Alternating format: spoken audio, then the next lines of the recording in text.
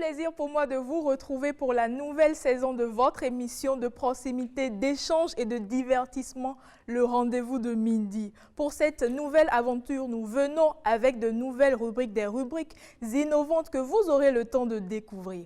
Et puisque rien de beau ne peut se faire sans un fondement, notre fondement ici, ce sont les habitudes que nous avons conservées. Bonjour à vous et bienvenue.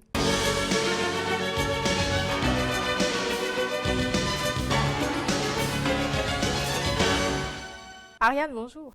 Bonjour Mylène, bonjour Rebecca, bonjour Axel, bonjour Herman, bonjour aux téléspectateurs. Un plaisir de te retrouver. Ben oui, vous voyez que tous les visages sont rayonnants. C'est la preuve que les vacances ont été d'un grand...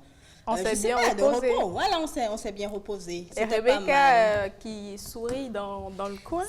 Je voulais juste dire bonjour Mylène, bonjour aux téléspectateurs. Je voulais juste dire que bon, c'était pas des vacances en tant que telles. En tant que telles, hein, ça se reposait pas forcément. Ça travaillait. Ça travaillait de l'autre côté. Bon. Améga, bonjour. Bonjour Mylène, bonjour à toutes, bonjour à tous. Très heureux, vous le savez, de vous retrouver sur le rendez-vous de midi. Moi, je dis juste à vous, Mac, prêt, partons. Et oui, il est vraiment prêt, hein? Il est bien fleuri ce midi. Il est comme jamais. Oui. Toujours pour vous charmer. Et Axel, qui est désormais avec nous. Axel, bonjour. Oui, Mylène, bonjour à toutes, bonjour à tous. Et je suis vraiment ravi de rejoindre la troupe. Vous apprendrez beaucoup de choses dans ma rubrique. Et on y va. Alors, je le disais tantôt, on a gardé nos habitudes. On reprend ce jeudi avec référence Ariane, qui est allée à la rencontre d'une dame qui s'intéressait, elle, à un métier d'homme, un métier dans lequel elle dit s'épanouit, elle dit qu'elle se sent bien ensuite.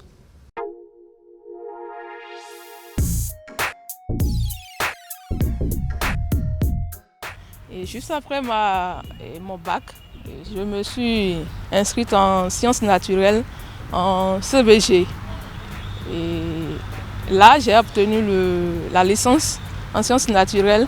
Et puis, vu que les opportunités ne se présentaient pas à moi, j'ai pensé à avoir une formation professionnelle. Et voilà, j'ai identifié le métier de la cordonnerie comme une formation complète et je me suis lancée et je suis allée suivre la formation.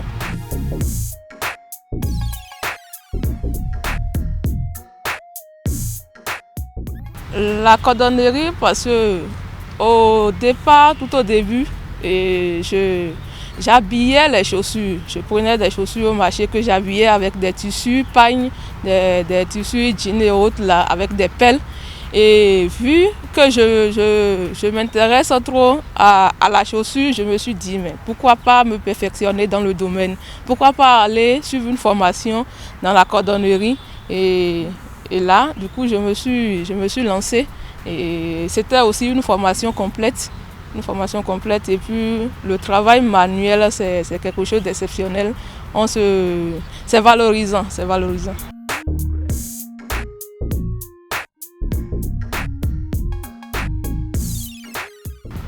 Dans le métier de la cordonnerie, au Bénin, je n'en connais pas trop. Et je pense actuellement, nous sommes trois femmes à exercer ce métier. Et je suis la seule à avoir fait une étude et à avoir la licence.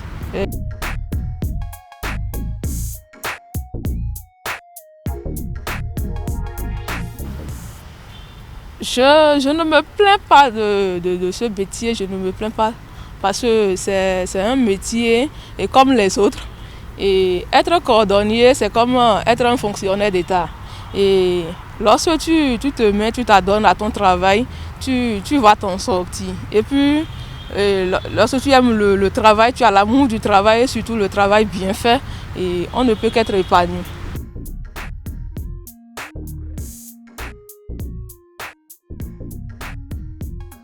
L'entrepreneuriat, quand on est entrepreneur, on est responsable, on voit qu'on n'a rien à envier aux fonctionnaires parce que tu es libre de tes mouvements, tu n'as pas de pression, tu travailles et tu t'adonnes à ce que tu fais et puis tu es libre de tous tes mouvements.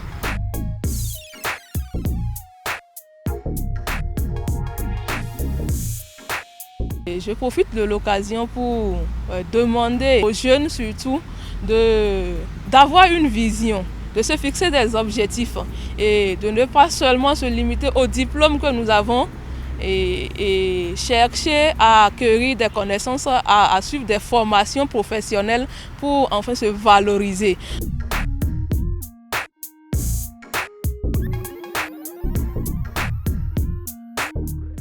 Hermone, référence ou pas référence?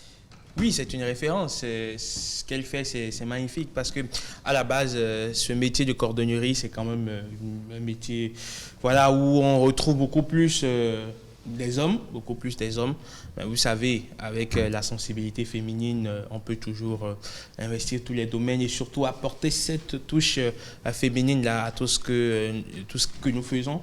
Et donc, Madame Béatrice, c'est ça, hein? Béatrice Taillot a été très inspirée. Elle, à la base, elle a fait les sciences naturelles. Donc voilà, ouais, la transversale, c'est ce qu'on appelle en football une transversale. Les sciences naturelles, la cordonnerie, en fait, à la base, ça n'a rien à voir en commun, en fait. Donc, voilà, elle s'épanouit, tant mieux. Et puis, courage, Béatrice. Rebecca, on nous le dit, l'esthétique, c'est plus chez la femme. Oui, c'est plus chez la femme et on encourage. Il n'est pas d'accord. Donc, tu crois le beau, quoi? Non, mais la femme naturellement est esthétique. On a un goût. Voilà. Donc, la femme. L'homme naturellement est esthétique aussi. Bon, c'est ça peut-être. Elle a de la particularité. Hein. C'est tout beau ce qu'elle fait. Vous êtes contre moi? Oui, je suis contre. Finalement, ça va être 3 contre 1. Tout à fait. Tu vas t'en remettre. En tant qu'elle est cultivée, elle a été à l'école. Je suis d'accord. Les femmes, naturellement, ça incarne le beau, ça incarne le... Et il y a certainement ce plus qu'elle va apporter à ses chaussures qu'elle pourra elle-même confectionner. Oui, tout à fait. Il n'y a pas de métier pour un genre. Tout le monde peut faire tout ce que l'autre fait. C'est comme dans le milieu de la technologie. On pense que pendant longtemps, c'est resté l'apanage du genre masculin. Mais Dieu merci, les femmes se sont réveillées. Elles comprennent davantage que non, il faut quand même y aller. Il faut se jeter à l'eau. Et c'est très bien. On encourage vivement Madame Béatrice. Et félicitations à Ariane parce qu'elle a brisé les barrières. Hein. Ce n'est pas donné à toutes les femmes de faire la cordonnerie. Hein. En tout cas, chapeau. Merci Axel. Et Ariane, on a un nouveau coach. Ah oui, ça c'est la bonne nouvelle hein, de cette deuxième saison. On a un nouveau coach. Il est passé où, Jérémy Pastel? Ben, on ne va pas répondre à cette question ici. Il a pris une pause. Alors, coucou Jérémy Pastel quand même. Hein. Coucou Jérémy Pastel. Notre nouveau coach s'appelle Maxime Victor. C'est un entrepreneur, c'est un coach conférencier et aussi auteur. Il a écrit beaucoup d'ouvrages, de livres dans le domaine de l'entrepreneuriat toujours. Il nous propose aujourd'hui une série de stratégies pour éviter la faillite. Mais aujourd'hui, nous allons nous focaliser uniquement sur la première stratégie. Regardez. La première stratégie, si tu veux éviter la faillite, tu dois absolument être sur l'offensive et non pas sur la défensive. Le point que je veux emmener, c'est pas le temps de te dire « Ah Maxime, c'est difficile ces temps-ci, mais quand même, j'attends que les clients viennent vers moi. » Tu peux pas attendre que les clients viennent vers toi. Tu peux pas simplement mettre une annonce dans le journal et que tu attendes que les gens t'appellent. Non, sois sur l'offensive. C'est toi qui dois aller chercher la clientèle. C'est toi qui dois prendre ton téléphone, commencer à faire des appels. S'il faut, mets-toi un objectif. À tous les jours, fais 25, 30, 50 appels pour aller chercher ces clients. Va frapper aux portes. Tu dois aller chercher ta clientèle. Ils ne vont pas venir simplement comme ça parce que, oui, tu as un bon produit. Moi, je me rappelle à une certaine époque, je passais justement à travers une période de turbulence et ce que je faisais de manière offensive, je me mettais sur ma page Facebook et à chaque fois que quelqu'un s'ajoutait, s'abonnait à ma page, j'envoyais un message personnalisé à cette personne lui disant « J'ai vu que tu t'es abonné à ma page, sûrement que tu as un projet d'affaires. Dis-moi, comment est-ce que je peux t'aider? Est-ce qu'on peut se rencontrer? Est-ce qu'on peut avoir un rendez-vous téléphonique? » Et de cette manière, c'est comme ça que je pouvais les convertir en clients. C'est ce que tu dois faire quand tu passes à travers une période de turbulence. N'attends pas que les clients viennent vers toi, c'est toi qui dois aller les chercher. Ariane, tu nous promets qu'il sera avec nous tout au long de la seconde saison? Oui, il sera là tout au long de la deuxième saison. Et d'ailleurs, à partir de jeudi prochain, nous allons voir la deuxième stratégie, toujours pour éviter la faillite. Parce que vous savez, c'est très long, on ne peut pas se permettre de jouer 24 minutes ici, de conseils ici. Donc, nous allons aller étape par étape. La prochaine fois, ce sera la deuxième stratégie pour se sortir de la faillite. Et on sait déjà sur ce plateau qu'on a des entrepreneurs, des des références qui vont certainement prendre le rendez-vous pour la suite. C'est sûr. Et d'autres qui sont également inspirés, qui sont sur le chemin. Hermande, C'est quoi le projet? souffle-nous juste un petit bout. Oh non, voilà, il n'y a rien à savoir. Je suis là, je suis Entrepreneur sportif. On verra bien, on verra bien. En tout cas, on garde ça en sourdine pour le moment. Que Miss Kenyandé continue par nous faire plaisir avec ses produits. En tout cas, je suis consommateur. Bravo à elle. Consommateur attitré de ses produits. Et on est avec toi, on reste avec toi. Innovation devient e-tech. E-tech, oui. Quelle est la différence? Ben, c'est les mêmes choses, sauf que ici, avec e-tech, on aura la possibilité d'aller dans plusieurs domaines, de parler du numérique dans sa généralité, de parler des outils numériques, de parler de la technologie, des innovations. En clair, tu as beaucoup de choses à nous apprendre, beaucoup de choses à nous dire. Beaucoup. Alors, on y va dans e-tech.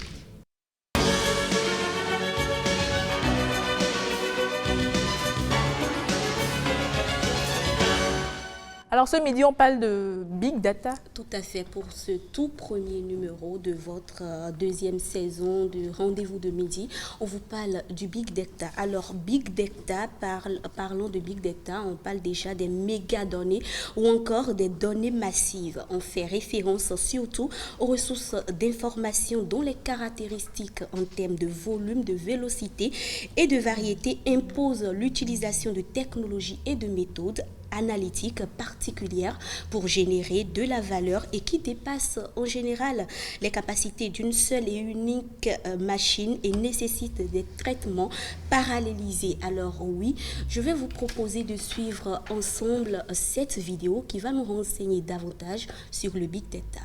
Le Big Data est un ensemble massif de données collectées et traitées dans le but d'en tirer les informations pertinentes. Les données numériques viennent des entreprises et de toute personne connectée. Chaque seconde, d'énormes quantités sont générées, rapidement partagées et en permanence mises à jour.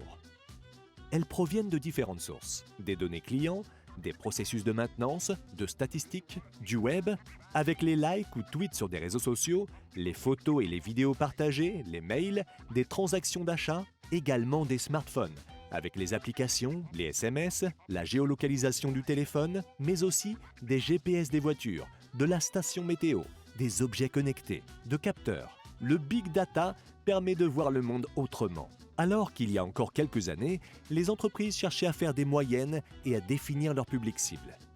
De nos jours, le ciblage s'affine au point de s'adresser aux cas précis, d'analyser les comportements individuels et prédire l'avenir. Comment ça marche ? Ces données brutes collectées sont stockées. Des outils dotés d'intelligence artificielle agissent comme des supercalculateurs et analysent avec des algorithmes complexes avant d'être finalement utilisés pour la prise de décision. On cherche alors à donner un sens aux données pour mieux comprendre ses clients, améliorer leur expérience et se positionner sur le marché. À terme, le Big Data aura le potentiel de proposer le scénario idéal d'anticiper pour les entreprises les risques, les pannes, de réduire les coûts, optimiser les productions. Ariane me faisait comprendre tout à l'heure qu'elle n'a pas réellement compris. Je suis sûre que c'est votre... Non, je vais vous expliquer. Je suis sûre que c'est votre cas aussi à la maison. Alors, pour faire la différence entre le Big Data et le Data Center, je vais partir d'un exemple tout simple. Le Data Center, imaginez que c'est un coffre-fort. Vous avez votre coffre-fort à la maison. Vous y mettez quoi ? Vous y mettez certainement vos objets de valeur. Vous y mettez des documents très importants pour vous. Vous y mettez des bijoux, de l'or, tout ce que vous voulez. Donc, en fait, le coffre-fort représente le data center. Donc, on y met tout ce qu'on a comme... Le coffre-fort à moi. Pour tous ceux qui n'ont pas de coffre-fort, voilà. On met tout dans l'armoire. L'armoire est précieuse. Une armoire est vraiment précieuse. Donc voilà. Alors pour on avale même la clé. Oui, Oui, Tu parles de clé, oui, pour sécuriser, forcément, il faut fermer. Alors, un coffre-fort a certainement un système de sécurité qu'il faut mettre pour quand même renforcer la sécurité de tout ce que vous avez à l'intérieur. Donc, le coffre-fort représente ici le data center, donc les bijoux, tout ce que vous voulez quand vous y mettez, ça représente en termes de technologie les données personnelles que chacun de nous on a. Maintenant, la différence en fait entre le data center et le big data, c'est que plus vous avez de données, plus vous avez de documents précieux, plus vous avez de l'or, plus vous avez de diamants, plus c'est volumineux, plus on dira en ce moment que c'est un big data. D'accord. Un data plus donc, grand. un data plus Ça a l'air là, grand. vraiment simple. Donc, je suis sûre que Big data. expliquer de cette manière maintenant beaucoup. Non, nous on a compris Big déjà. data et data center expliqué pour les nuls. Donc voilà. Les nuls en Donc technologie. voilà, c'est rien que des thèmes, hein, c'est rien que des thèmes techniques, sinon en tout, c'est des choses que nous côtoyons chaque jour. On n'a pas forcément envie que ce document si précieux se retrouve dans les mains de Herman par exemple. Ouais, Donc c'est du clair. coup, Même si ça se retrouve entre mes mains, c'est en sécurité. ah ben, si tu le dis. Donc voilà, mesdames et messieurs, ce sera tout pour ce numéro de E-Tech. J'espère que vous avez retenu quelque chose. On te retrouve bientôt, le Oui. jeudi prochain déjà. Oui, le jeudi. Toujours E-Tech. Ariane, ton Big Data, il est où? C'est vous. Là, tu dis tout, il y a beaucoup de... non, je me tais. Ouais, c'est vrai que je suis big, mais bon, pas pour ta Big Data. Comme dirait l'autre, c'est pas arrivé là-bas. Ça a dépassé apparemment. Alors, Herman, pas de modification, mais beaucoup d'informations en perspective. Oui, pêle-mêle, ça reste pêle-mêle. On va prendre les informations évidemment pêle-mêle, comme on a pris l'habitude par ici sur le rendez-vous de midi. Le style, il n'a pas changé? Le style n'a pas changé, le contenu non plus. Ça reste le même. Le chroniqueur non plus. Non, il n'a pas chroniqueur, changé. Peut-être un peu plus stylé que d'habitude. Déjà, Avec la il nouvelle introduit si cravate. bien. Je confirme. C'est pour la rentrée, donc voilà, vous savez, le premier jour de classe, tous les apprenants sont bien. Ça, c'est vrai. Jour de C'est fête vrai, bientôt en aussi. Les jours de fête bientôt. Donc on est en décembre, bon, la magie de Noël, vous voyez le plateau déjà, c'est Très bien bien garni, décoré. les boules, tout ça. Coucou à Euseb Yaoudiou et à toute son équipe. Voilà. On lui dit un gros merci. On lui dit un gros merci. Voilà, donc on est là, puis Ouais. on fait le travail. Alors, les informations pêle-mêle avec Herman Amenga.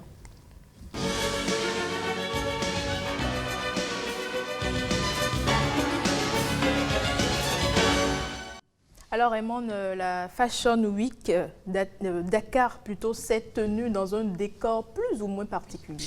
À situation exceptionnelle, spectacle exceptionnel, alors que le Sénégal a enregistré plus de 17 000 cas de contamination au Covid-19, la Dakar Fashion Week 2020 a dû s'adapter pour respecter les consignes de distanciation sociale. Cette 18e édition s'est ouverte samedi 12 décembre, loin de la ville et des podiums habituels. Sa productrice, la créatrice congolaise Adama Ndiaye, a donné rendez-vous à une vingtaine de stylistes africains dans la forêt de Baobab de Bandia, située à 65 km de Dakar. Comme vous pouvez donc le constater, Mylène Rebecca, l'ingéniosité humaine s'est mise en branle pour trouver une solution pour la tenue de la Fashion Week de cette année du côté de Dakar. Et je vous invite d'ailleurs ici à suivre la productrice de la Fashion Week Dakar, Adama Ndiaye, et Sabrina Diouf, qui elle est une créatrice de mode.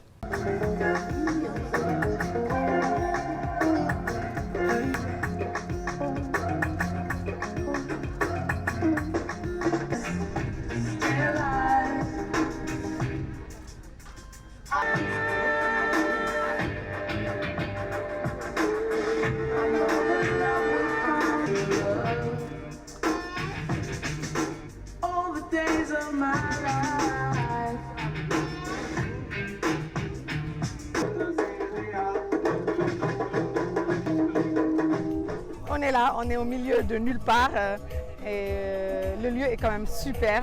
Et pour la première fois aussi, on fait du pay-per-view. Donc tout le monde, toute la terre peut nous regarder.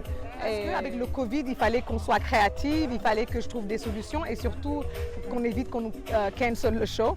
Et là, je pense qu'il y a assez d'espace pour que personne se se sentent à l'étroit. On s'est tous mis d'accord pour vraiment faire une mode où on utilise des matériaux naturels. Moi, j'ai utilisé le chantoum de soie. C'est de la soie sauvage de Thaïlande et on est venu ici, on l'a teint ici. C'était une expérience Asie-Afrique et on l'a brodé avec de la broderie mauritanienne. C'est un événement qui fait la promotion tout simplement de la culture africaine et c'est très important de montrer tout ce qu'on a, toutes les richesses qu'on a en Afrique. On a tellement de choses magnifiques et je pense que c'est vraiment merveilleux en fait.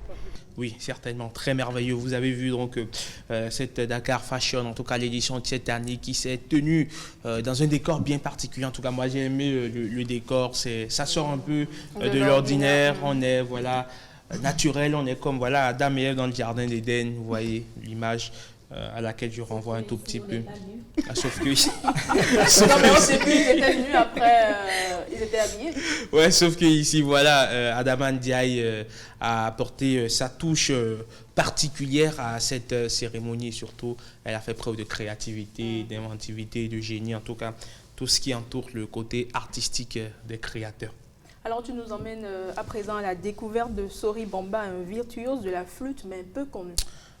Oui, Sori Samba, qui connaît? Axel? Connaît pas.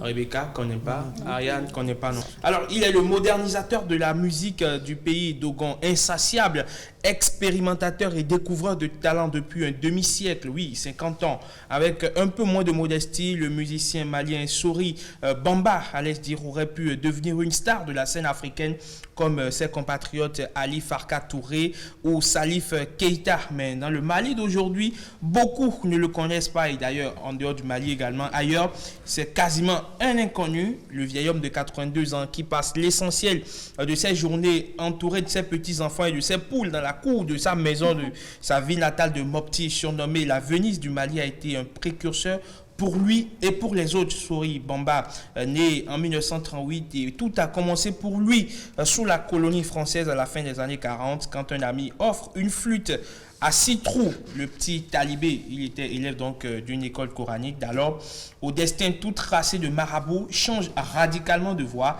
Ça sera la musique avec ses copains. Il prend des peaux de chèvre pour en faire des tam-tams, transforme les maracas de bois de conserve, se met à chanter. D'abord modeste porteur de trompette pour un musicien local, il s'empare de l'instrument, bien sûr, apprend à en jouer, puis abandonne rapidement les petits boulots pour se consacrer à sa passion. À l'aube de ses 20 ans, en 57, il crée son premier groupe vite populaire chez les jeunes de Mopti. Et quand il s'y met encore aujourd'hui, ça donne ceci. Je vous invite à suivre Sori Bamba quand il se saisit de sa flûte, ou du moins quand il dépoussière sa flûte.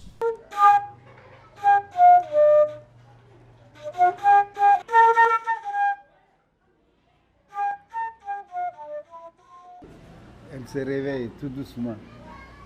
La flûte.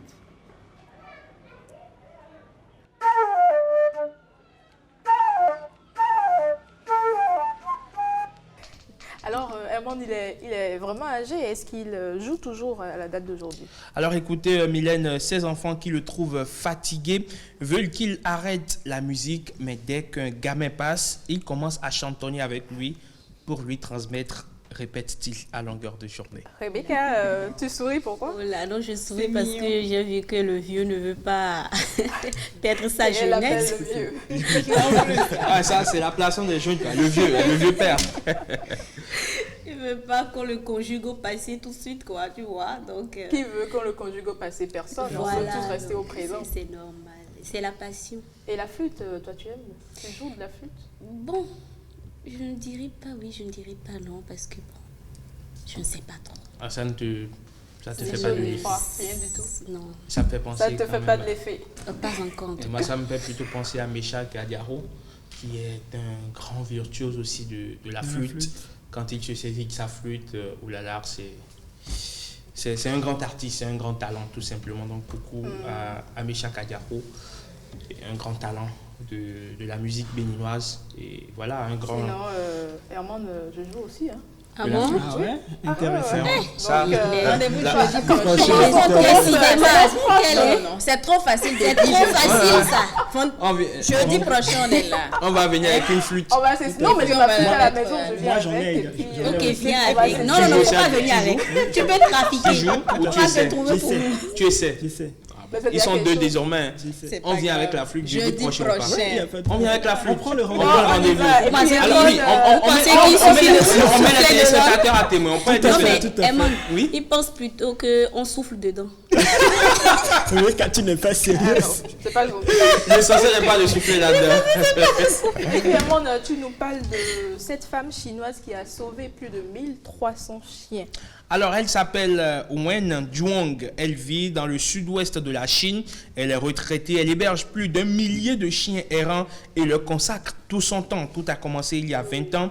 Wen Zhuang avait alors ramassé un petit Pékinois abandonné dans une rue de la municipalité de Chongqing, dans le sud-ouest de la Chine. Depuis, cette retraitée ne cesse de recueillir des chiens errants pour leur offrir un abri tous les jours. De nouveaux pensionnaires arriverait chez elle. Wen Zhuang partagerait actuellement sa maison avec plus de 1300 chiens errants. Elle s'occupe en outre de plusieurs chats, lapins, oiseaux et même des chevaux. Cette dame consacre non seulement son temps mais aussi son économie pour ces animaux. La retraitée Mylène démarre sa journée à 4 h du matin avec la tâche d'évacuer entre 20 et 30 seaux de crottes. Elle prépare ensuite jusqu'à 500 kilos d'aliments. 6 personnes l'aident tous les jours. Sa célébrité sur les réseaux sociaux lui a par ailleurs permis de récolter des dons pour prendre soin de ces animaux. Wen dit qu'elle est motivée par des soucis à propos de ce que les chiens errants affrontent dans les rues. Eh bien, elle est motivée par des soucis à propos de ce que les chiens errants affrontent dans les rues, des accidents à la naque pour la viande de chiens. Chacun de nous devrait respecter la vie et la terre n'est pas seulement pour les humains, mais pour les animaux. Voilà ce qu'elle dit. Intéressant, n'est-ce pas? Très intéressant, surtout déjà quand on aime Quand on les aime les animaux. animaux. Oui, surtout. Ah, Rebecca! Tu n'aimes pas les animaux? Tu n'aimes pas les animaux? Moi, n'aimes j'adore pas les J'aime chiens. pas tous les animaux. Mais tu aimes aimes quel animal? Le singe. Non, c'est pas vrai. Non, C'est pas vrai. faux. Rebecca, c'est pas vrai. Le singe parce que l'histoire raconte quand même qu'on est des dessins. Non, ça c'est faux. La thèse créationniste. Donc, Si on doit se référer aux scientifiques. Mais Même bon, pas ça- les chats à la Quel maison. chat? Non, j'aime pas les chats. Les chiens non plus. ça te fait flipper? Ça me fait flipper. Le Et chien, les il chiens? est mignon quand même. Non. Très mignon. Adorable. Non, mais moi, particulièrement dans ma famille, selon nos totems, on ne doit pas avoir de chien. D'accord. Et le chat non Une plus. question de Nos totem. chats, d'accord, c'est oui, Mais une c'est question juste de toi, totem. tu ne supportes pas les chats, tu as Moi, je une ne peur supporte bleue pas les chats, des chats. À cause Vous de faites leurs peur à yeux. Rebecca, vous À savez cause de déjà, leurs il faut yeux, juste surtout. un petit chat. Oui, leurs yeux. la nuit. Alors que Tu c'est t'imagines mignon, tomber c'est sur trop un beau. chat la nuit? Les chats noirs surtout. Hein. Il faut- L'histoire raconte qu'un chat hébergé dans une maison qui est quand même habitué à la famille. Un soir, un gamin dormait dans sa chambre tranquillement quand le chat circulait. À un moment donné, il voit un mouvement étrange d'un truc qui se lève, qui se couche, qui se lève, qui se couche. À un moment donné, il a cru que c'était une souris, il saute sur la proie. Et puis, voilà, vous connaissez la suite de l'histoire. Voilà. Vous voyez C'est ainsi pourquoi? que... J'aime pas. C'est ainsi que ce pauvre garçon a perdu sa machine à reproduire. Oh oui! Ah, j'avais pas compris. Perçu. Oh là là. Ouais, mais c'est quand même intéressant. Non, Rebecca, c'est- il faut laisser de la animal place reste pour un animal. tous, pour tout le monde. Un animal reste un animal. Et les plantes Donc, non sa plus, place, tu c'est n'aimes pas dans- les plantes non plus. dans Les le fleurs zoo. non plus, tu Mais n'aimes pas les qu'est-ce que fleurs, Rebecca dirait Rebecca? alors des personnes qui élèvent par exemple des lionceaux, des panthères c'est et pire. tout? Bon, là, je trouve Bon, que là, c'est... on a une raison Des pour serpents, avoir voilà, peur. ça existe. Personnellement, je trouve qu'ils Les sont en ours train de aussi. jouer au ludo avec leur vie. Merci, Ça c'est vrai. merci. Ça c'est vrai, je suis d'accord. Moi, j'ai Parce- jamais compris. On ne peut pas élever Mais des bon. félins. Bon, à la limite, oui, le chien, bon, on sait tous que c'est un animal de compagnie. Oui. Bon, après aussi, les coqs, on peut en avoir à la maison à pas un moment. Les gens, Mais ils on lèvent peut le aussi... Ça passe- mais on ça peut- passe à la mais, casserole. Armand, c'est possible d'apprivoiser un lion. Bon, en tout cas, moi, Mais personnellement, un félin reste un félin, quoi. un félin reste un félin imprévisible, Merci, vraiment. ouais. C'est vrai qu'on a vu des images sur les réseaux sociaux où on voit un homme qui vit pratiquement avec des Oui, et qui félins joue avec et qui eux, joue avec eux. Il comprend même leur langage à ce qu'il paraît. C'est bizarre. Dieu, je viendrai, c'est pas gentil. Le jour, au lieu d'un A dans leur langage, il va dire O, ils comprendront que... Rebecca, je te posais une question tantôt. Est-ce que tu aimes les fleurs, les Oui, plantes j'aime chez toi? beaucoup. Oui, j'aime beaucoup Au les moins, Ce qu'elle a porté aujourd'hui, il y a des C'est fleurs. fleuri. J'aime beaucoup. Tout à fait. Elle est très fleurie comme Herman. Ça représente la vie vous en rejoignez. fait. Elle est Se fleurissante. lever chaque jour, arroser les plantes. C'est... Ah oui, donc Rebecca arrose sa fleur chaque matin. Depuis, j'ai testé pour vous épisode fleurs. Je savais qu'il allait me C'est depuis que j'ai testé J'aimerais pour vous bien épisode voir ça. fleurs que Rebecca a développé un amour brusque et brutal pour les fleurs. Vraiment, merci. J'aime beaucoup. Tout le plaisir est pour moi. C'est toujours un plaisir d'être sur ce plateau. Ariane, merci. Merci Mylène. Alors, une des nouveautés à présent, une nouvelle rubrique, ça pousse avec Arcel Dancy en partenariat avec un groupe de jeunes qui innovent dans le milieu agricole. C'est bien ça? Oui, tout à fait, Arcel Dancy. Mylène. Chers téléspectateurs, vous avez envie de faire votre propre potager chez vous? Eh bien, c'est dans Ça pousse. Dans cette rubrique, nous vous apprendrons toutes les techniques de culture. Comment mettre en terre une plante? Et oui, vous en saurez davantage sur ce plateau. Mais avant, on va suivre cet élément qui parle de papaye royale. On va d'abord t'installer comme il se doit avec... oui. Il aime la terre, ça vient ça? Non, rien. De rentrer sous la terre. D'enfourcher ses mains sous la terre et dans le terreau. Tout à fait. Pourquoi pas. On y va dans Ça pousse.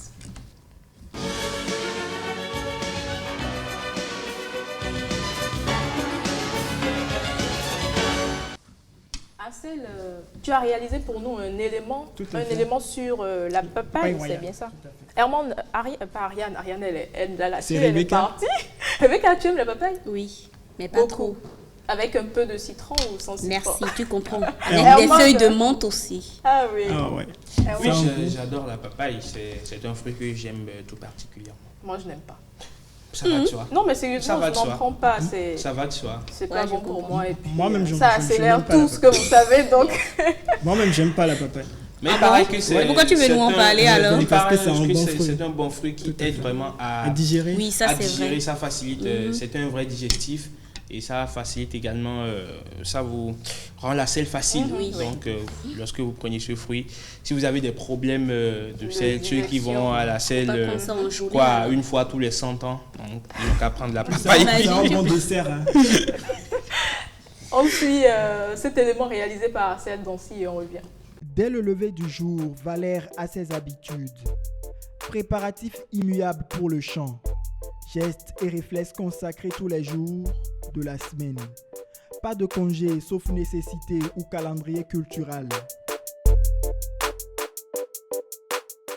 Hors du domicile, cap sur son champ. Nous sommes à 40 km de la capitale économique. Ici, plusieurs cultures sortent de terre. Nous nous intéressons à la papaye royale. Première étape culturelle. Toutes les variétés de papayer, vous avez besoin d'une roue. D'accord? À la maison ou à la fin, vous avez besoin d'une roue. Et il faut creuser avec une profondeur de 40 cm. 40 cm de profondeur, 40 cm de côté, 40 cm de côté, 40 cm de côté, 40 cm de côté. Vous comprenez? Alors ici, on ne va pas apporter de la viande de volaille en fumier de fond. Parce que déjà ici, le sol est super riche. D'accord? Le sol est bien noir, super riche. On n'a pas besoin d'apporter d'engrais ici. Le sol est naturellement riche. Très bien, on y va. Donc, je prends ma roue. Je commence à creuser. Le trou creusé reçoit les premiers gerbes vivifiants pour féconder la terre nourricière. Je vais arroser une première fois. Alors, j'arrose une première fois pour d'abord humidifier le fond. Le fond de mon trou, j'arrose une première fois pour humidifier. Après cette étape, je vérifie si l'eau s'est vraiment correctement infiltrée. D'accord? Et c'est avec ma roue ou avec un petit morceau de bois que je vérifie. Donc je mets encore de l'eau. La plantule de papaye peut maintenant être fourrée dans la terre, humidifiée. Je vais déchirer ce plant de papayer là, je vais déchirer ce sachet là, hein, sur le ventre. D'accord? Je déchire sur le ventre. Je vais ramasser la motte avec le plant sans cassez la motte. Si vous cassez la motte, vous allez avoir un taux de perte énorme, si c'est un hectare par exemple. Donc, je mets mon plant de papaye comme ça. Et puis, je prends un peu de sable. D'accord? Et je couvre le collet de mon papayer avec du sable. Je couvre. Et puis, je viens maintenant humidifier le tout. Je viens humidifier le tout avec de l'eau. Comment entretenir ce jeune plant jusqu'au futur papayer aux généreuses grappes de fruits? Notre spécialiste nous instrue. Lorsque vous entretenez correctement, après 4 mois, vous avez déjà l'apparition des premières fleurs. Voilà. Ce sont les premières fleurs. Et ici, c'est un papayer femelle. D'accord? Ce n'est pas un papayer mâle. Vous observez très bien, ce n'est pas un papayer mâle. Un papayer mâle a des fleurs beaucoup plus longues et il y a une prolifération excessive de la floraison au niveau d'un papaye mâle. Lorsqu'on voit un papaye mâle, on le sait. Donc c'est un papaye femelle. Et vous voyez les toutes premières formations de fruits ici. Voilà. Les toutes premières formations de fruits ici. Alors, lorsque cette étape est vraiment respectée, vous allez dépasser cette étape, vous allez venir ici.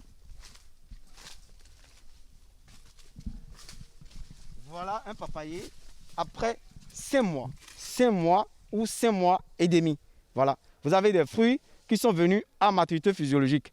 Et ce fruit, lorsqu'on va s'amuser à le peser, tourne autour de 1 kg, 1 kg 20. Alors, sur le marché, 1 kg, 1 kg 20 est autour de 300 francs, 250 francs. Vous voyez, sur cette table, on va s'amuser à compter le nombre de fruits qu'on a. 1, 2, 3, 4, 5, 6, 7, 8, 9, 10, 11, 12, 13, 14, 15, 16, 17, 18, 19, disons même 20. Faisons 250 fois 20, ça vous fait 5 000 francs sur un plant déjà. Si vous avez un hectare, 2500 plants, vous avez fait 5 000 francs fois 2500 plants. Vous voyez que c'est beaucoup de millions. La papaye est une culture qui est vraiment économiquement rentable. Et voilà, je vous recommande de l'essayer chez vous et déjà commencer par produire vos propres fruits de papaye solo ou bien de papaye aîné.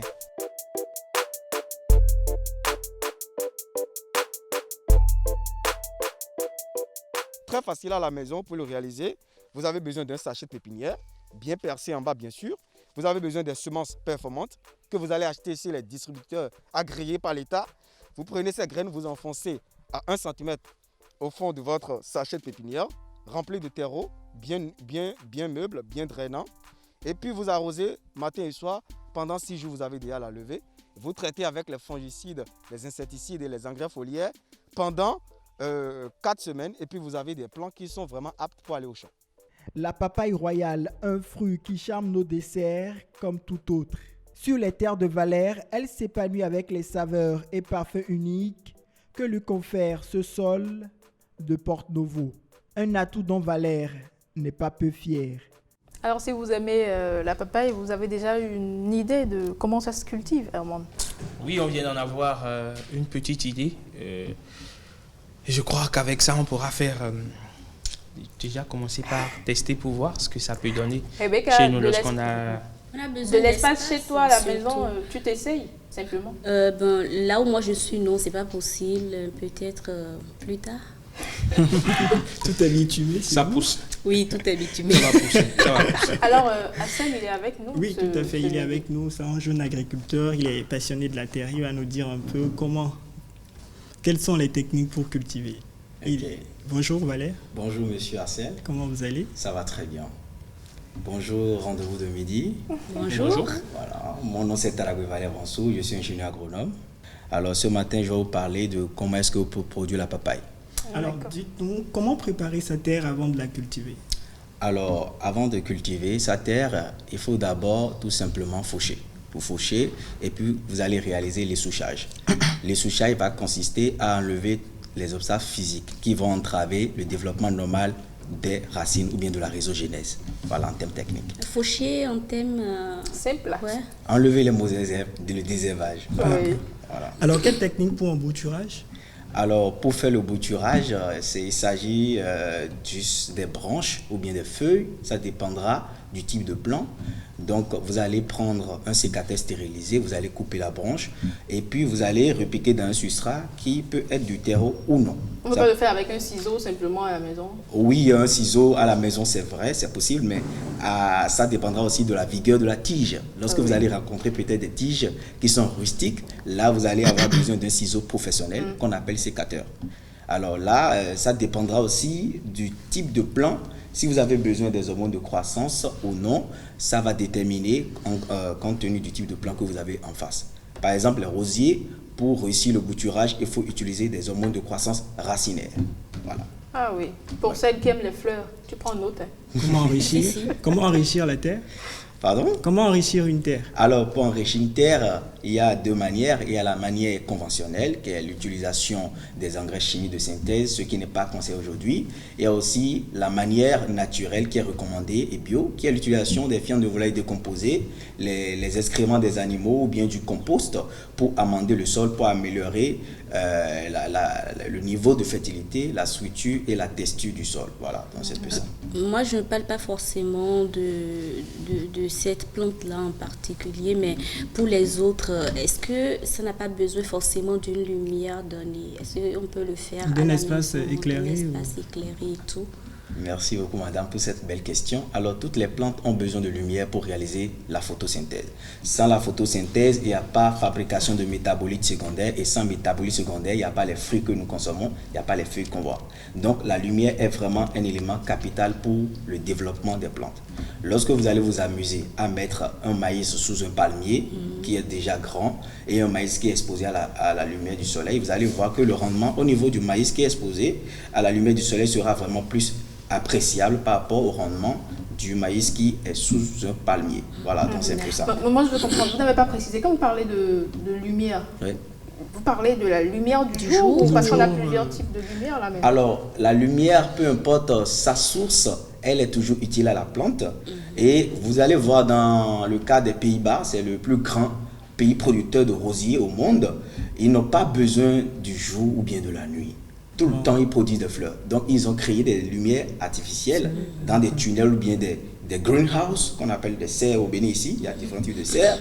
Et c'est à base de ces lumières qui sont vraiment réglées, hein, les lumières qui sont contrôlées, qu'on a même au laboratoire du professeur Aranzo, au laboratoire de biotechnologie à l'UAC, là, nous avons un labo de dernière génération avec des lumières et on arrive à agir sur la lumière pour la croissance des plantes. Eureka, on a trouvé. On viendra vous faire un petit coucou là-bas. Est-ce qu'on est partant pour ça? Il n'y a pas de souci. L'équipe du rendez-vous de Midi va se déplacer pour Marcel Arossi. Oh ouais, il est juste à côté. Il entend tout, il entend tout, n'est-ce pas? Voilà, on viendra. Alors, moi, je vous demandais comment on réalise une pépinière. Alors, pour réaliser une pépinière, il y a deux méthodes. J'ai déjà avancé la méthode végétative. Maintenant, on va aborder la méthode sexuée qui est l'utilisation des semences. La végétative, c'est le bouturage ou toute autre manière de multiplier.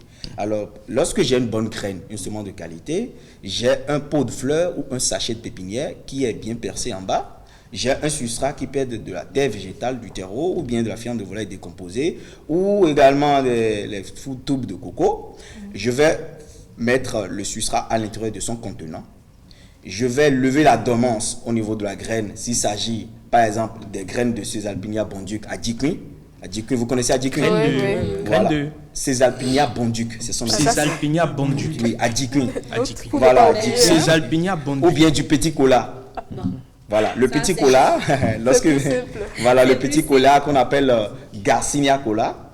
Voilà, lorsque je vais vouloir faire sa levée de dormance, faire sa pépinière, je prends la graine, je vais la plonger dans de l'eau pendant 24 heures et après les 24 heures, je viendrai maintenant semer ça à 1 cm de profondeur. Souvent, la profondeur de semis optimale pour faire croître une graine, c'est 1 cm de profondeur.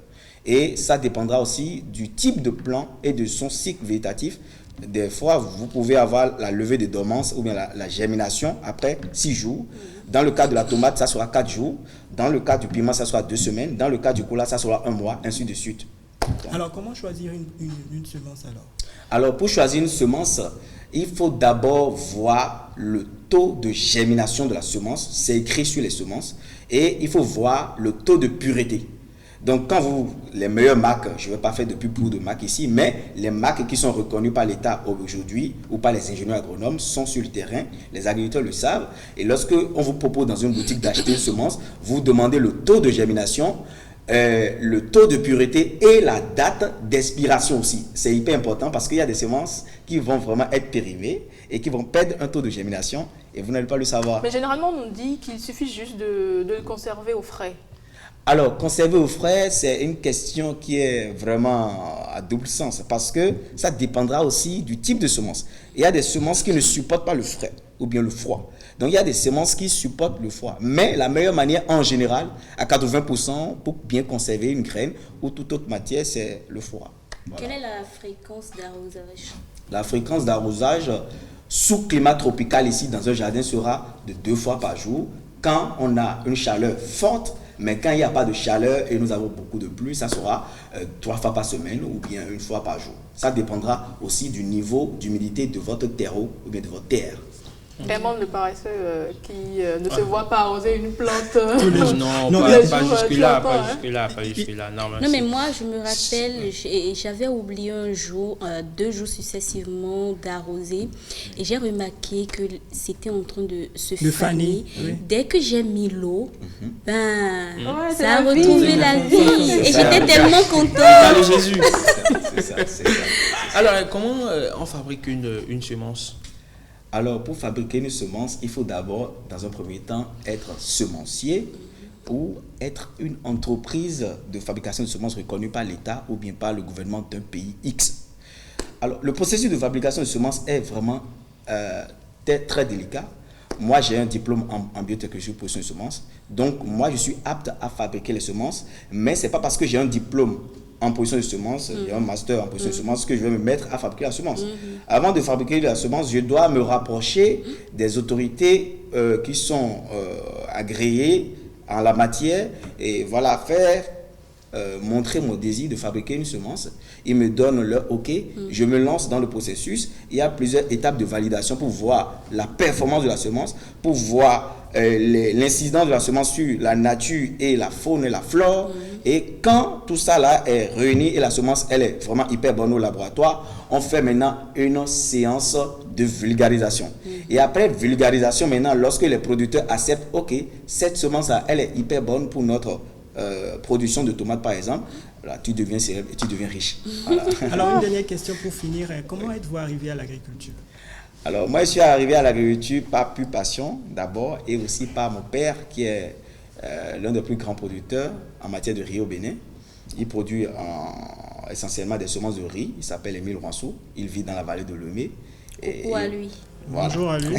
Coucou papa. Donc il voyage beaucoup. Et c'est comme ça, voilà, je voyais quand j'étais petit comment il gagne l'argent. En une journée, il peut gagner des fois 500 000, 1 million, des fois. En fait, donc c'est l'argent qui gagne. C'est tout la passion, quoi. Mais non, ça sentait le mercure. Attention, mais après, j'ai dit, mais tel que mon papa travaille, il travaille beaucoup plus que ce qu'il gagne. Parce qu'en même temps, il gagne beaucoup d'argent, en même temps, il y a beaucoup de charges. Le travail, la tête était dure.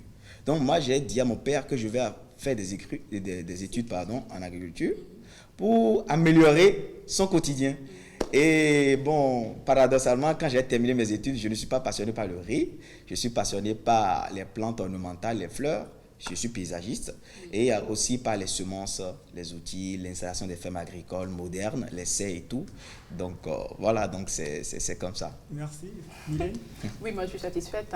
Moi je me suis déjà essayé, Rebecca le sait d'ailleurs, Herman aussi. On attend juste Herman. Oui, la dernière fois, voilà, les plantes, elles toutes sont décédées.